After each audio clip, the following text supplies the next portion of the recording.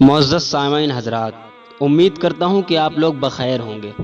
حضرات محترم، خدا کو منانے کا ایک بہترین نسخہ میں آپ کے گوشے گزار کر دوں کہ آج ہم جن مصائب سے گزر رہے ہیں اس کے لیے ہمیں یہ تسلیم کرنا ہی پڑے گا کہ یہ مصیبت جو وبا کی شکل میں ہم پر آئی ہے ہمارے اپنے ہی گناہوں کا نتیجہ ہے، کیونکہ ہم جن حالات سے گزر رہے ہیں ہمارے گمان میں بھی نہ تھا کہ ہمیں کبھی ایسے حالات کا سامنا کرنا پڑے گا۔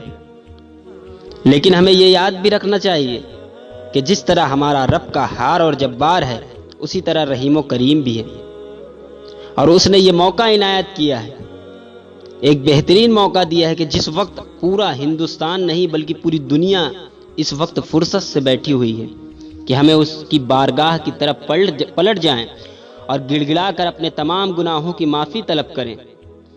میرے دوستوں، یقین مانیں کہ اگر آج ہم نے یہ موقع گوا دیا تو دوبارہ شاید ہمیں یہ موقع نہ مل سکے۔ یقین آج ہم تمامی لوگ مصیبت زدہ ہیں، لہذا ہمیں چاہیے کہ اللہ کریم کی بارگاہ میں حاضر ہو کر اپنے گناہوں پر شرمندہ ہوں اور نماز پڑھیں اور اپنے رب کو راضی کر لیں، کیونکہ اگر آج جو اس وقت ہمیں یہ موقع عنایت کیا گیا ہے ہم نے اسی طرح گزار دیا جیسا روزانہ گزارتے ہیں تو شاید تقدیر بھی ہمیں دوبارہ یہ موقع نہ دے اور ہمارے پاس پچھتانے کے سوا کچھ نہ رہے۔ لہٰذا ایسے نازک وقت میں رونا گڑ گڑانا ہمارے لیے بہت اہمیت رکھتا ہے۔ اللہ کریم کے نزدیک ہمارا رونا کیا حیثیت رکھتا ہے، آئیے حضرات شیخ سعدی رحمۃ اللہ علیہ کی اس حکایت سے پتہ کرتے ہیں۔ شیخ سعدی فارسی کے ایک بہت بڑے مہمان نواز گزرے ہیں، یہاں تک کہ مہمان نوازی کے لیے قرض تک لے لیا کرتے تھے۔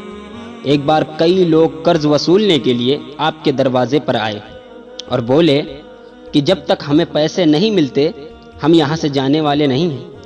اسی بیچ ایک بچہ حلوہ بیچتے ہوئے آیا تو شیخ نے فرمایا کہ میرے مہمانوں کو حلوہ کھلاؤ۔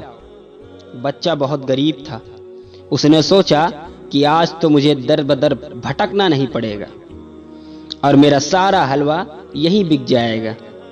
یہ سوچ کر اس نے خوشی سے سب کو حلوہ کھلا دیا، اور کھلانے کے بعد جب پیسے کا سوال کیا تو شیخ نے فرمایا یہ سارے لوگ قرض لینے کے لیے بیٹھے ہیں اور تم بھی ان کے بیچ بیٹھ جاؤ۔ اللہ اکبر۔ یہ سن کر بچہ رونے لگا اور کہا حضور میں بہت غریب ہوں، میری ماں بہت بوڑھی ہے اور بیمار ہے، مجھے اس کے لیے دوا خریدنی ہے۔ اتنے میں شیخ کا ایک چاہنے والا آیا اور آپ کو اتنا نذرانہ پیش کیا کہ آپ نے سارے لوگوں کو قرض ادا کر دیا۔ لوگوں نے سوال کیا کہ حضرت ہم روزانہ یہاں پیسے لینے کے لیے آتے ہیں لیکن آپ نے ہمیں پیسے نہیں دیے اور آج سب کا قرض ایک ہی بار میں ادا کر دیا۔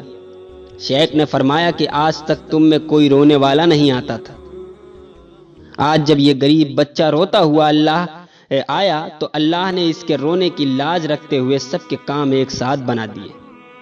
میرے دوستوں، مذکورہ حکایت سے آپ نے کیا سبق حاصل کیا؟ کہ جتنا ہو سکے اپنے رب کی بارگاہ میں روئیں گڑ گڑائیں، خصوصاً اس وقت جب کہ ہم فرصت سے بیٹھے ہوئے ہیں، اپنے رب کو راضی کر لیں۔ کسی نے کیا خوب ہی کہا ہے، طوفان نوح لانے سے اے آنکھ فائدہ، دو اشک ہی بہت ہیں اگر کچھ اثر کرے۔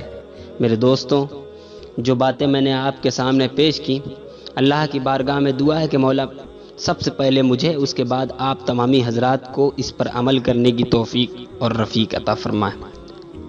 استغفر اللہ ربی من کل ذنب واتوب الیہ۔